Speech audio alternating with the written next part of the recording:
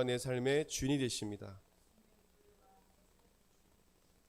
아멘. 그리스도는 교회의 머리, 교회는 그리스도의 몸. 아주 중요한 구절 중심으로 우리가 함께 은혜 받는 시간 되길 원합니다. 우리 에베소서 1장 15절, 16절 우리가 읽도록 하겠습니다. 15절, 16절 시작. 이로 말미암아 주 예수 안에서 너희 믿음과 모든 성도를 향한 사랑을 나도 듣고 내가 기도할 때 기억하며 너희로 말미암아 감사하기를 그치지 아니하고. 이 15절 16절 말씀은 교회는 참된 믿음과 사랑을 가진 공동체가 되어야 됨을 말씀해 주고 있어요. 교회는 어떤 곳이냐? 참된 믿음을 가져야 되고 또 그 결과로서 사랑을 가져야 된다. 바울은 에베소 교회 성도들이 예수님을 잘 믿는 것에 대해서 칭찬하면서 또한 서로 사랑한다는 말을 듣고 기도할 때마다 에베소 교회 성도들을 생각하면서 하나님께 항상 감사한다고 말씀하고 있습니다. 그럼 이상하지 않습니까? 에베소 교회 하면은 요한계시록에 분명 에베소 교회는 첫사랑을 잃어버린 자들이에요. 그죠? 회복하지 않으면 하나님께서, 예수님께서 교회를 한마디로 버리시겠다. 흩어버리겠다. 촛대를 옮기겠다. 너희들을 사용하지 않을 거야. 첫사랑을 잃어버린 교회인데 오늘 본보게 되니까 바울은 에베소 교회 성도들은 참된 믿음과 또 사랑을 서로 사랑한다는 그 말이 나와요. 그래서 그것을 바울이 칭찬하면서 하나님께 감사한다 해요. 이게 말이 안 맞지 않습니까? 그럼 에베소서가 우리 성경 말씀 깊이 읽는 우리 성도들은 아마 이해가 안 될 거예요. 요한계시록에는 분명 이들이 사랑이 없어가지고 이런데 왜 이렇게 사랑에 대해서 사도 바울이 에베소 교회를 칭찬하나? 이제 본격적으로 사도 바울이 에베소 교회를 향해서 이제 성도들을 향해서 기도가 시작되고 구체적으로 이야기가 이제 진행되는데 그들이 믿음과 사랑을 갖고 있다라는 거예요. 요한계시록은 AD 95년에서 96년경에 쓰여졌어요. 에베소서는 성경학자들이 약 AD 62년경에 쓰여졌습니다. 이 당시에 에베소 교회 성도들은 그래도 서로 참 믿음을 가지고 서로 사랑했다는 것을 알 수 있어요. 성경학자들은 뭐냐면 30년이 지난 후에 그때 이 에베소 교회 성도들의 모습은 달라졌다는 것입니다. 요한계시록 보게 되면 말씀을 지켜요. 그리고 이단을 이 이단 교리에 대한 부분도 정확하게 따지면서 이걸 딱 끊어내고 믿음도 있고 그런 것 같아요. 복음 있는 것 같아요. 그러나 그 첫사랑을 잃어버렸대요. 30년이 지나니까 아마 이들이 처음에 갔던 그 사랑을 잃어버렸다. 그것은 무슨 의미합니까? 참 믿음을 잃어버렸다. 여러분, 우리 신앙생활이요 신실해야 됩니다. 아멘. 교회 공동체가 변함이 없어요. 변하면 주님께서 뭐라고 하면 촛대로 옮기겠다. 우리 신앙이 변하면 안 된다는 것입니다. 좋아지면 좋아졌지 더 내려가면 안 되는 거예요.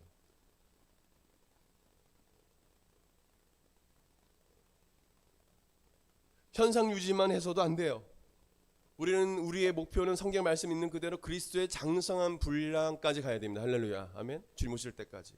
그리스도의 닮은 삶까지 올라가야 돼요.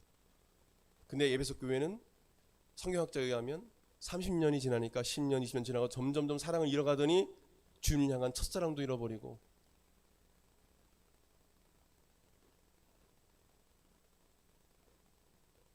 여러분, 신앙생활을 꾸준히 이어가기는 쉬운 것은 아니에요.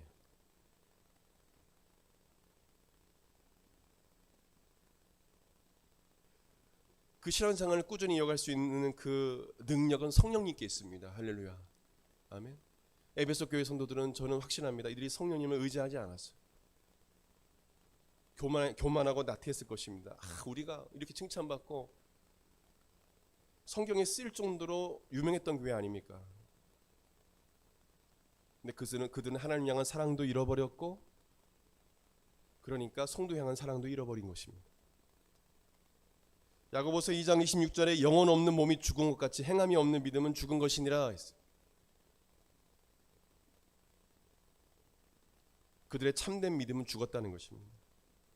여러분, 참된 믿음을 가진 사람들은 사랑이 넘치게 되어 있습니다. 15절 16절 말씀처럼 참된 믿음의 결과는 사랑이라고 말합니다. 사랑은 행동하는 것입니다. 말로 하는 것이 아니에요. 사랑은 구체적인 섬김과 희생, 나눔, 교제로 이어집니다. 참된 믿음은 사랑으로 증명됩니다. 믿음이 있느냐? 사랑하는 삶을 살고 있느냐? 너가 주님을 향한 신실한 믿음이 있느냐? 정말 네가 주님을 사랑하느냐?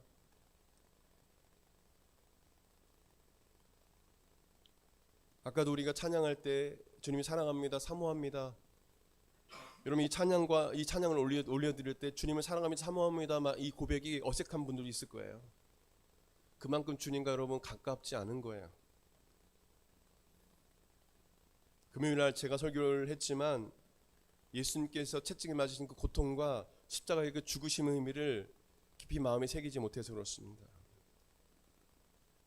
나를 구원하시기 위해서 목숨까지 내어주신 그 주님의 사랑을 잃어버린 거예요.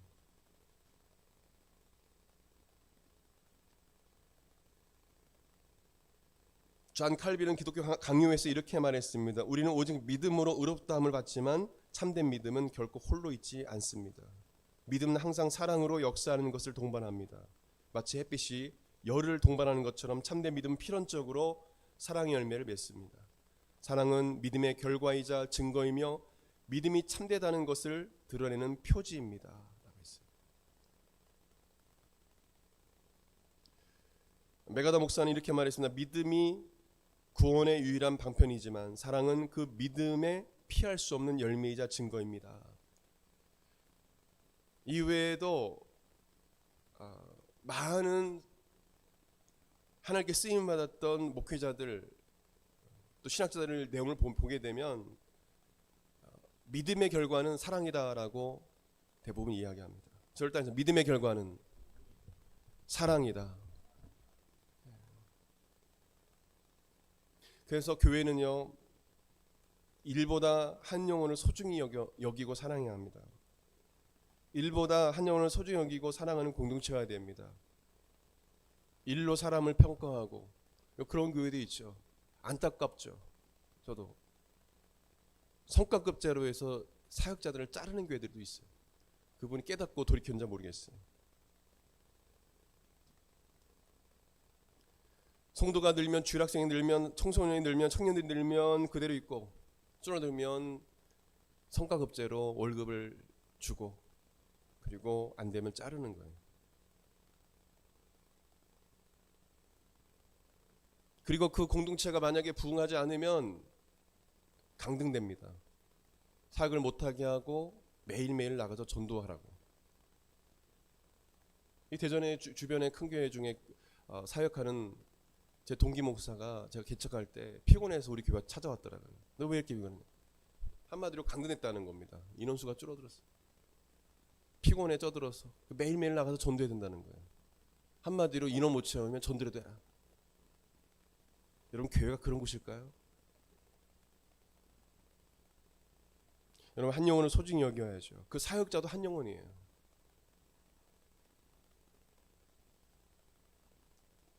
교회는요, 참된 믿음과 사랑의 공동체입니다. 할렐루야.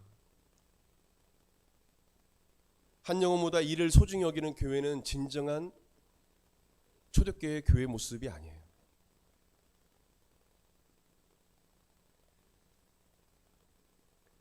여러분, 참된 믿음과 사랑을 가지시길 바랍니다. 아멘.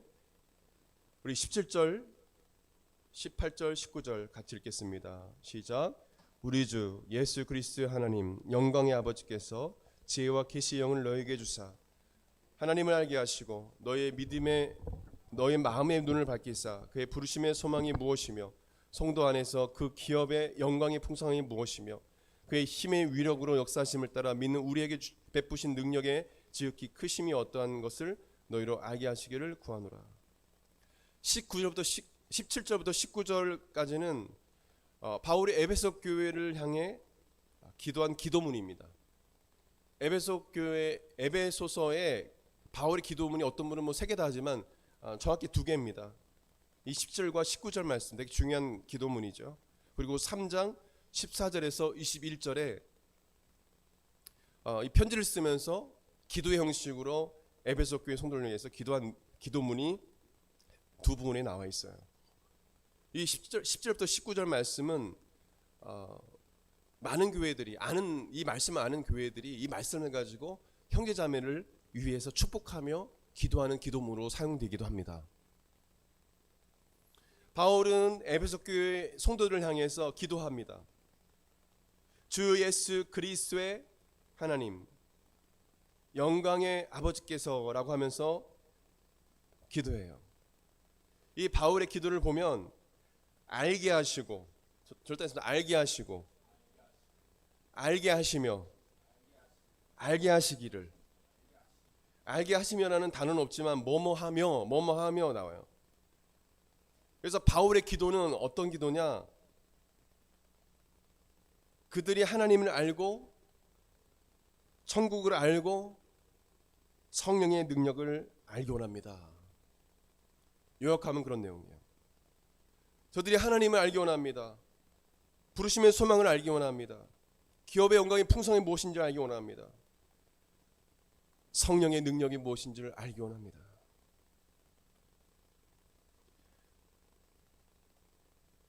여기서 안다는 것은 그냥 그 지식적으로 안다는 것이 아니라 깊이 체험하고 깨닫는 그런 아는 것을 말합니다. 17절에 보게 되면 주 예수 그리스도의 하나님 영광의 아버지께서, 주 예수 그리스도의 하나님, 즉 예수님을 이 땅에 보내시고, 주 예수 그리스도의 하나님 보내시고 예수님을 통해서 역사하시고 함께 하셨던 영광의 성부 하나님께서라는 그런 의미입니다. 성부 하나님이 또한 우리에게 지혜와 계시의 영, 지혜와 계시의 영이 누굴까요? 성령님을 말합니다. 성령님을 보내셔서 하나님을 알게 하셨다라고 말씀합니다. 하나님을 알게, 성부, 성자, 성령님을 알게 하시는 분은 누구시라고요? 성령 하나님이시다. 그분은 지혜와 지식의 계시의 영이다. 지혜와 계시의 영이다. 지혜는 어떤 뜻입니까? 지혜는 선악을 분별하는 능력이에요. 선과 죄를 분별할 수 있는, 어떤 것이 선이고 어떤 것이 악인지 분별할 수 있는 능력을 주시는 하나님. 특별히 지혜는 우리 잠언이나 이 잠언을 보게 되면 바로 선악을 분별한다는 의미인 것, 성경적 의미를 알 수 있습니다. 물론 지혜에 대한 단어적 의미가 있지만 성경에서 말하는 지혜는 절대 선과 악을 분별하는 것이다. 그 능력입니다. 이것을 성령께 주신다는 것입니다. 계시는 성부 하나님과 예수 그리스도를 깊이 알고 성령님을 깊이 알고 깨닫게 해주시는 성령님이 주시는 통찰력을 의미합니다. 통찰력. 아까도 말했지만 하나님을 알게 하시고 성령님께서 우리로 하여금 통찰을 주셔서 하나님을 알게 하시는데, 여기서 알게 하시고 이 안다라는 것은 헬라어로 아피그노시스라는 단어인데 단순한 지식적 알미 아니라 경험에 이루어지는 깊고 완전한 지식을 의미합니다. 그냥 단순한 세상에서 말하는 지식이 아니라 성령께서는 우리 하나님을 깨닫게 해주신다. 깨닫게 해주셔서 직접 하나님을 경험하고 하나님을 알게 하신다는 그런 의미입니다. 이것이 바로 에피그노시스라는 단어의 의미입니다. 여러분, 예수님을, 성부 하나님을, 성령 하나님을 우리가 지식적으로만 알면 안 돼요. 여러분 경험하시길 바랍니다. 할렐루야. 아멘. 경험하시길 바라요.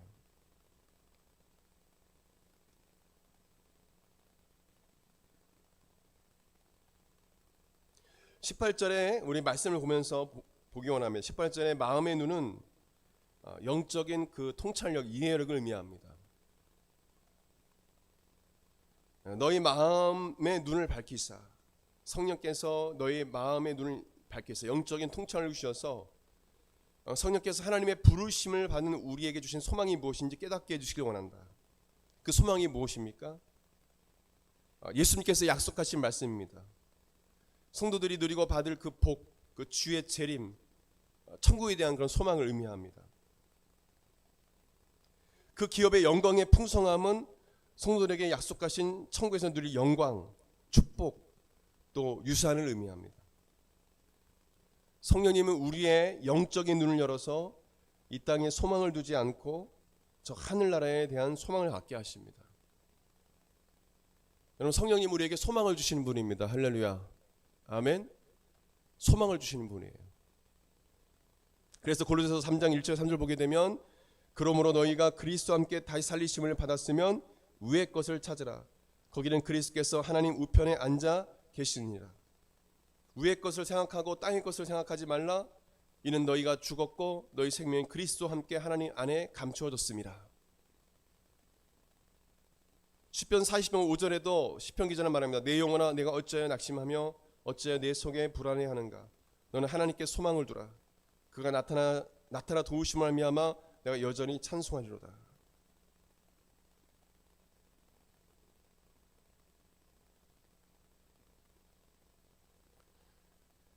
교회 공동체 성도들은 소망이 있는 자들입니다. 할렐루야. 아멘. 소망 있는 자들이에요. 어떤 소망이냐? 이런 소망이, 여러분 갖고 있는 소망이 무엇입니까? 이 부르심에 대한 소망, 사실 그 해석은 신학자마다 해석자마다 다 다를 수 있어요. 성령께서 우리에게 소망을 주세요. 세상 사람이 갖지 않는, 여러분을 콜링하시고 여러분에게 미션을 주시는 성령 하나님, 그 하나님께서 여기서 주신 소망이 있습니다. 우리는 그 소망을 가지고 살아가야 돼요. 이 땅에 있으면서 우리가 살아갈 때 주시는 소망, 또 죄의 재림을 소망하며 또 천국을 소망하는 소망이 있을 수 있겠죠. 그래서 교회는 소망 공동체예요. 절대 희망 공동체다. 소망 공동체다. 어떤 어려움이 와도 희망을 잃어버리지 않아야 돼요. 어떤 어려움이 와도. 크리스찬들은 어떤 어려움이 와도 희망을 잃어버리지 않는다. 절단에서 희망을 잃어버리지 않는다.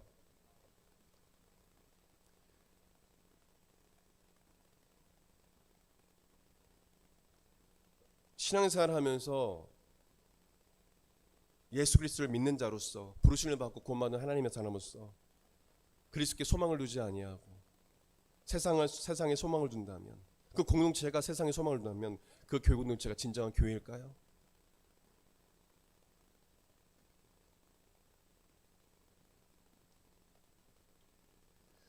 신앙생활을 하면서 저 천국에 대한 소망이 없다면 정말 그 사람이 진정한 크리스찬일까요?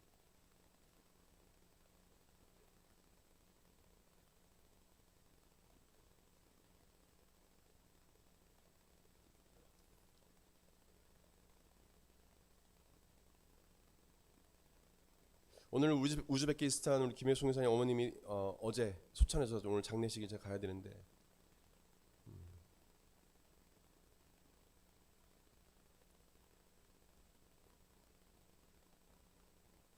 주의 일을 하다가 목사의 사모로서 삶을 살다가 하나님 품에 안기셨습니다.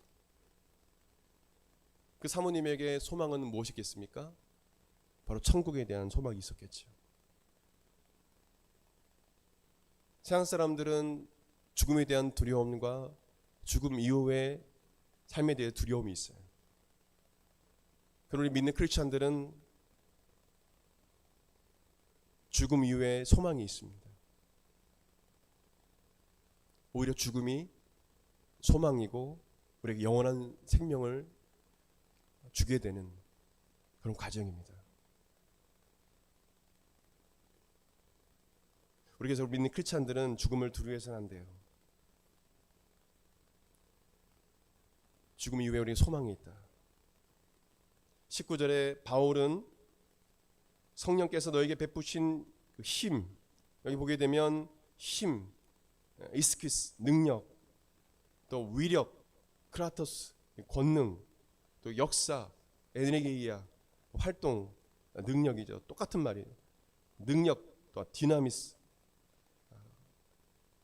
성령님을 성령님을 말씀할 때 바울은 성령께서 너에게 베푸신 그 힘, 그 위력, 역사, 능력이 얼마나 큰지 너희가 알기 원한다.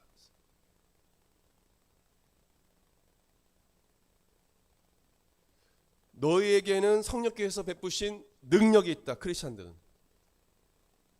그것을 왜 모르느냐라는 거예요. 마귀와 귀신들은 그것을 모르게 합니다.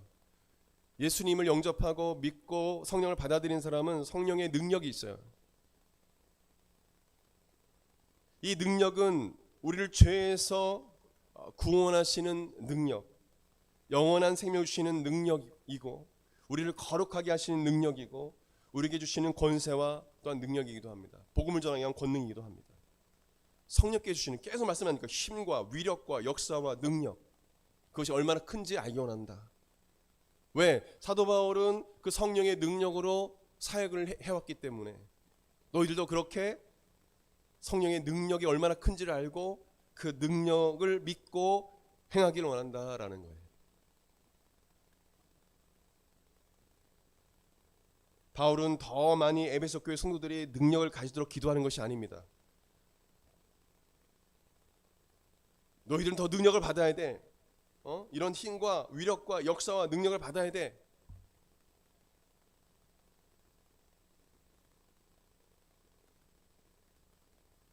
더 많이 능력을 가지도록 기도하는 것이 아니라 너희들이 이미 가지고 있는 그 성령의 능력을 깨달아야 알길, 그 능력을 가지고 있음을 깨닫고 담대하게 세상을 향하여 나아가 복음을 전하길 바라는 것입니다. 새로운 능력이 아니에요. 깨닫길 원한다.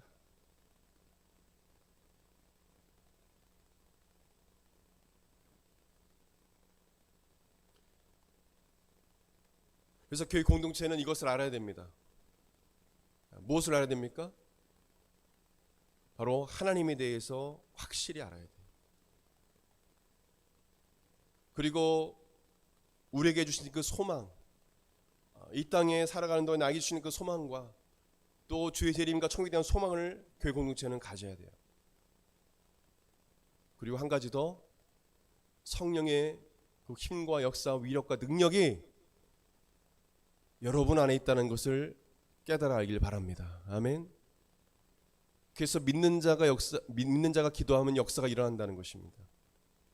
믿음의 기도는 역사는 힘이 크다. 함께 기도하면 역사가 일어난다는 거예요. 왜요? 성도들 안에 성령의 능력이 있기 때문에. 그 능력을 사용할 수 있는 것, 그 성령의 능력이 나타나는 것은 여러분에게 달려 있어요.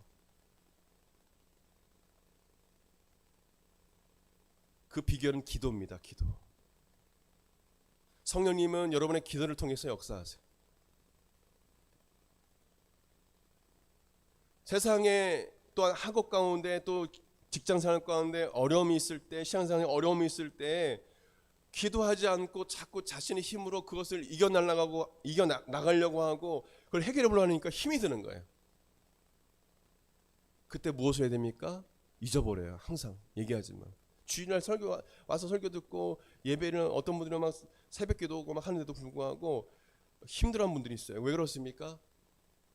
잊어버려서. 힘들면 잊어버려요. 뭐 하는 것? 기도하는 것.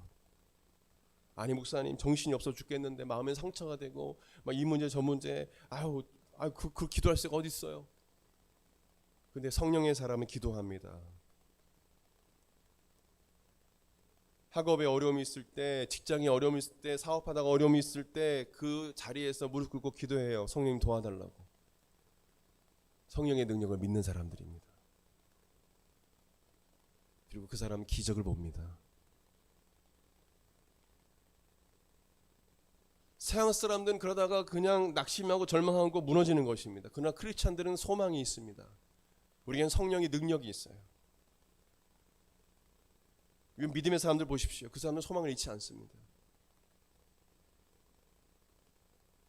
성령의 능력으로 다시 일어나요. 저를 따라했습니다. 아플 때, 어려움과 고통이 있을 때 기도해라. 기도해야 되는 거예요.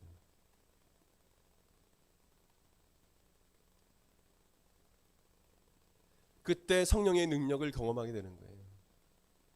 사람들이 그거 안 된다, 그거 안 된다, 안 된다라고 해요. 그러면 근데 성령께서, 우리가 기도할 때 성령께서 역사하시면 되게 하시는 거예요. 저는 그것을 직접 경험했기 때문에 말씀을 드리는 것입니다. 어떻게 그것이 될 수가 있어? 그거 안 되는데. 성령께서 허락하시면 되는 거예요. 나중에 보겠지만 그 이유가 있습니다. 그 능력이 얼마나 큰지, 얼마나 대단한지 20절 이하에 나와 있어요. 20절부터 22절 상반절까지 시작. 20절 시작. 그의 능력이 그리스도 안에서 역사하사 죽은 자 가운데서, 같이 읽겠습니다. 다시 살리시고 하늘에서 자기 오른편에 앉히사 모든 통치와 권세와 능력과 주권과 이 세상뿐만 아니라 오는 세상에 일컫는 모든 이름 위에 뛰어나게 하시고 또 만물을 그 발 아래 복종하게 하시고. 그 능력이 무엇이냐?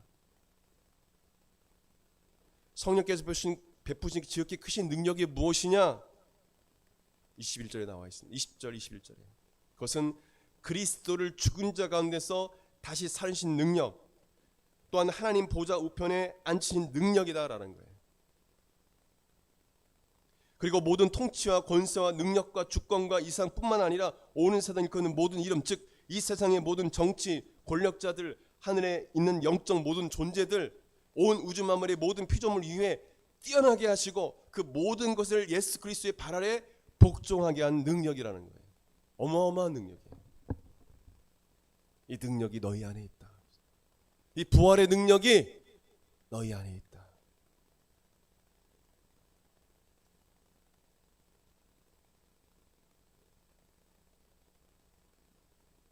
발 아래 복종하게 한다는 말씀이 있습니다. 그것은 그리스도의 완전한 승리와 통치를 의미하는 거예요.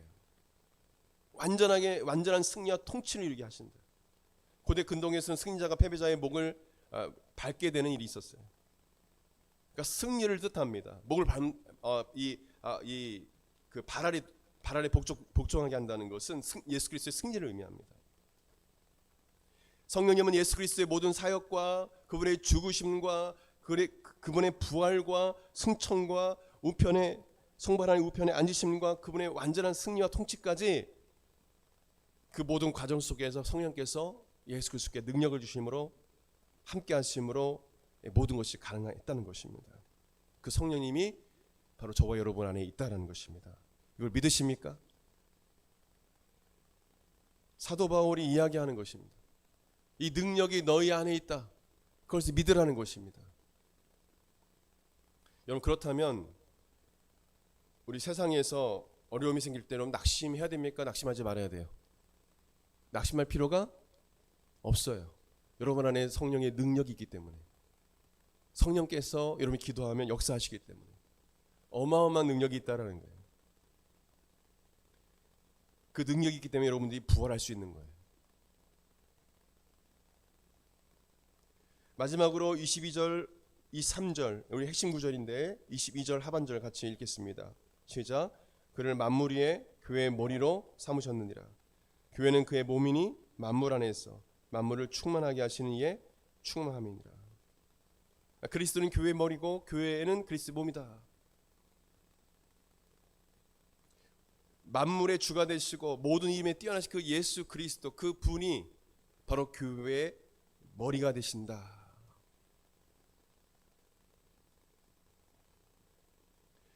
우주 만물의 주인이 되시고 절대적인 통치자가 되신과 동시에 예수 그리스도는 교회의 머리가 되신다. 그 핏값으로 교회를 사셨다. 그 교회의 머리가 되신다. 그리고 교회는 그리스도의 몸이다라고 말씀해 주고 있어요. 이 말씀을 쭉 하면서, 그리고 만물 안에서 만물을 충만하게 하시니 이는 이 만물 안에서 자신이 원하는 것은 언제든지 가득 채울 수 있으시는 그 모든 만물의 주인 되신 예수 그리스도를 의미합니다. 그분이 이 교회를 통치한다. 교회의 머리가 되신다. 그분의 만물을 충만하게 하시는 그 예수 그리스도의 몸이 바로 교회다라는 거예요.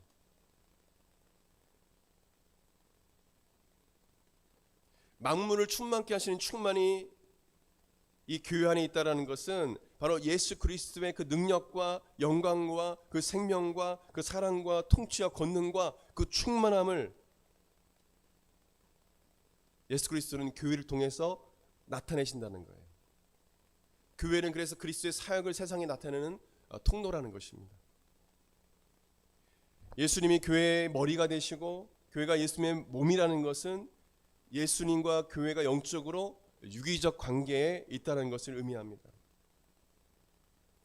예수님이 교회의 머리가 되신다는 것은 예수님이 교회의 최고의 권위자가 되신다, 주인이 되신다, 통치자, 주권자가 되신다는 것을 의미합니다.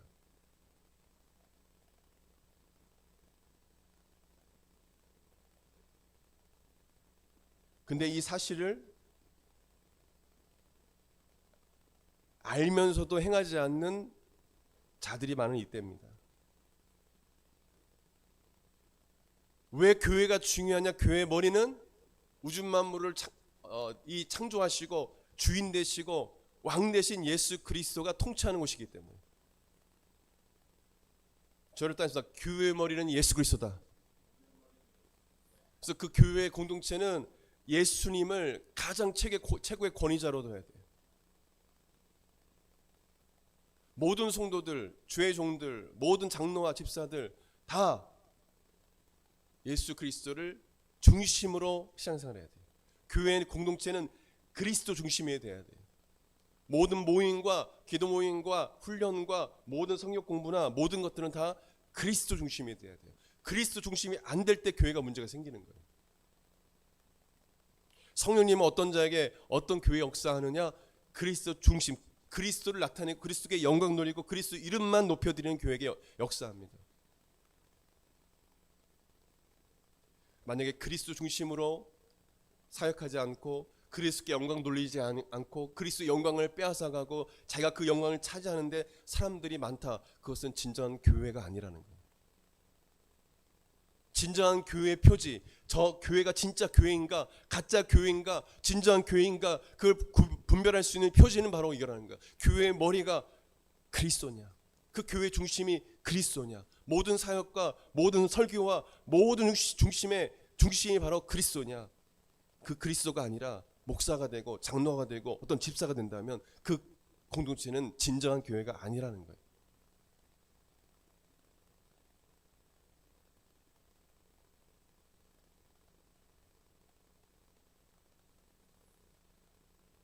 여러분, 한 사람이 대단한 카리스마를 가지고 막 설교도 잘하고 막 정치 얘기도 잘하고 인문학 얘기 잘하고 철학 얘기 잘해서 사람 많이 모을 수 있어요.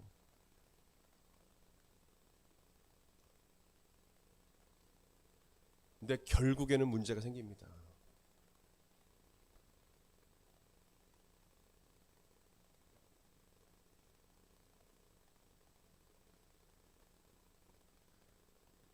많은 복음주의 신학자들, 많은 복음주의 목회자들이 현 시대를 이끌어 많이들 이야기합니다.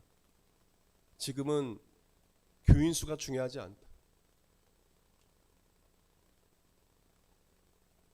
많이 모이는 것도 적게 모이는 것도 문제되지 않지만 많이 모이면 좋죠. 그러나 그것이 중요한 것이 아니에요. 두세 명이 모여도, 아니 1000명, 10,000명이 모이면 더 좋죠. 그 공동체가 작던 크던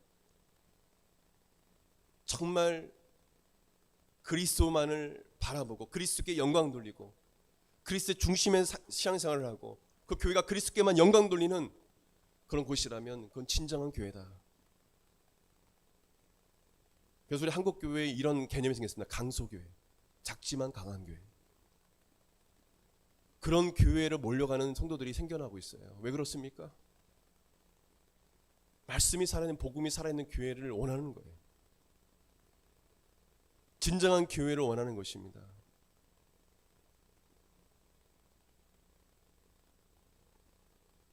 그리고 교회가 그리스도의 몸이라는 것은 모든 주의 종들과 성도들이 그리스도 안에서 그리스도와 연합을 이루고 서로 하나가 되어야 한다는 것입니다.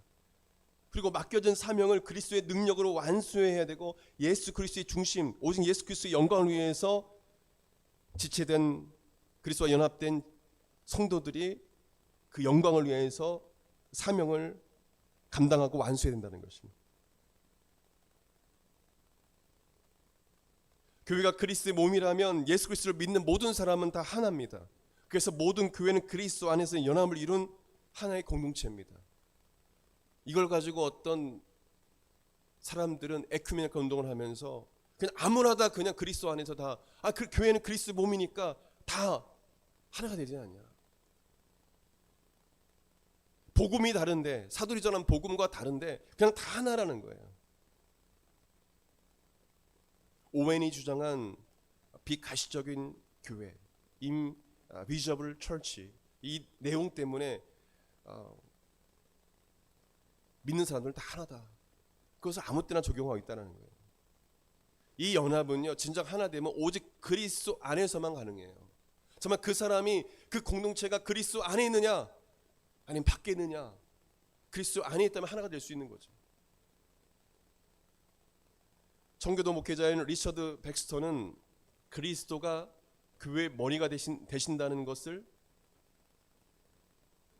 교회의 최고 목회자이자 목자로서 그리스도의 역할을 해석하며, 또 지상의 목회자들은 그리스도의 이 목회적 머리 되심을 대리하는 자요 본받는 자가 되어야 한다고 강조했습니다. 그리고 그리스도의 몸된 지체인 각 성도들은 그리스도의 뜻에 순종과 연합의 책임을 다해야 하며 그의 모든 행위는 그리스도의 영광을 드러내는 것이야 한다고 말했습니다. 그리고 그리스도가 거룩하심과 같이 그의 공동체가 거룩해야 함을 강조했습니다.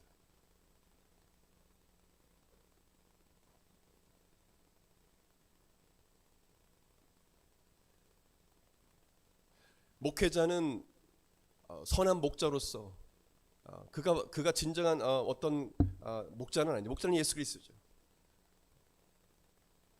그 선한 목자 대신 그 주님을 두려워함으로 그 대리인으로서의 역할을 감당하는, 하나님께서 그 역할을 주셨기 때문에 복음을 전하는 그 딜리버리로서의 역할을 감당하는 자가 돼야 된다는 것입니다. 예수님이 선한 목자가 되듯이 너도 선한 목자가 된다.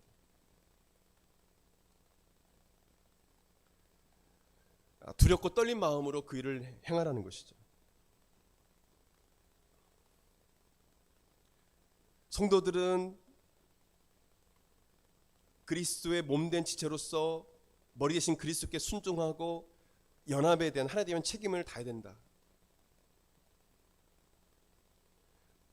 하나님께 성령께서 각자에게 주신 그 은사를 통해서 다양한 사역과 봉사를 하되 이 머리 대신 그리스도의 뜻을 따라 그 뜻에 순종하면서 유기적 관계 속에서 사역들을 감당해야 된다라는 것입니다.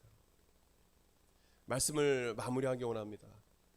사실 바울이 기도한 기도 내용은 어떻게 보면 구체적으로 이야기하자면 되게 추상적일 수 있고 또 어려운 말 같지만 제가 풀어서 이야기했지만 깨달아 알아들은지 모르겠어요. 정리해서 말씀드리면 교회 공동체는 바로 하나님을 분명히 아는 공동체가 되어야 된다. 그리고 부르심의 소망이 무엇인지, 기업의 그 영광이 풍성함, 크리스찬으로서의 소망, 하나님께 주신 그 소망을 가져야 된다. 이 땅에서 하나님께 주시는 그 우리에게 주신 희망, 소망, 주의 재림과 저 총에 대한 소망을 가져야 되고, 또 성령께서 주시는 그 베푸시는 그 능력이 얼마나 큰지에 대해서 깨달아 알아야 된다. 그 성령의 그 능력으로 사역해야 된다.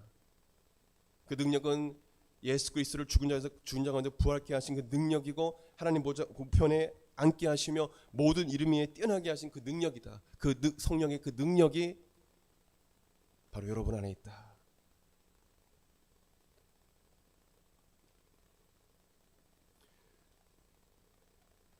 그리고 교회 공동체는 모든 이름에 뛰어나신 만물의 주 되신 예수 그리스도가 머리가 되신다는 사실을 깨닫고 그 머리 되신 예수 그리스도께 순종하고, 또 그리스도의 몸된 각 지체들 성도들은 그 그리스도께 순종하고 연합에 대한 책임을 가지고 각자의 은사를 가지고 이 다양한 사역과 봉사를 할 때 하나됨으로 연합해서 유기적인 관계 속에서 그리스도의 몸을 세워가야 된다는 것을 말씀해 주고 있는 것입니다.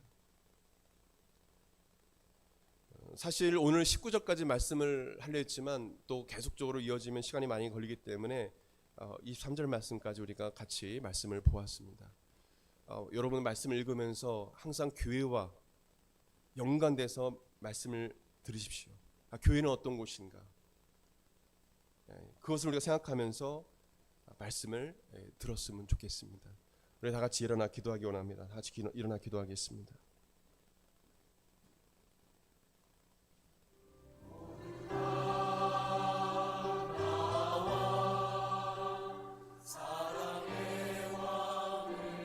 우리 교회 공동체가 참된 믿음과 사랑을 가진 공동체가 되게 해주시고 부르심의 소망을 따라 살아가는 공동체가 되게 하여 주시고 성령의 능력이 충만한 그 능력이 실제로 나타나는 교회 공동체가 될 수 있도록 또한 머리신 예수 그리스도의 통치를 받는 교회 그리스도의 몸된 지체로서 연합을 이루는 그 교회 공동체가 될 수 있도록 성령님 도와달라고 우리 같이 기도하겠습니다. 같이 기도하겠습니다. 하나님 아버지 주의 은혜를 간구합니다. 성령 하나님 역사하여 주옵소서. 우리의 한국마다 교회 공동체가 진정한 믿음을 갖게 하여 주시고 진정한 사랑 공동체가 되게 하시고 아버지 하나님 주님 부르심의 소망이 무엇인지 깨달아 알게 하시고 그 기업의 영광의 풍성함이 무엇인지 깨달아 알게 도와주시고 항상 소망을 갖고 살아가고 아버지 하나님 주의 재림과 그 천국을 소망하며 살게 도와주시고 하나님 역사하여 주시옵소서. 하나님 은혜 베풀어 주시길 원합니다. 역사하여 주시옵소서. 하나님의 은혜를 간구하오니 성령님 역사하여 주시옵소서. 주의 은혜를 간구합니다. 주님 역사하여 주시옵소서. 주의 은혜를 간구하오니 주님 주의 능력으로 임하여 주시길 원합니다. 주님 역사하여 주시옵소서. 하나님께서 스카바기 스피리기 스카바기 아버지 하나님 주의 몸된 꾀를 붙잡아 주시고 주의 성령으로 충만케 도와주시옵소서. 주의 영으로 충만케 도와주시옵소서. 거룩하신 하나님 역사하여 주옵소서. 하나님 우리 안에 성령의 능력이 있음을 고백합니다.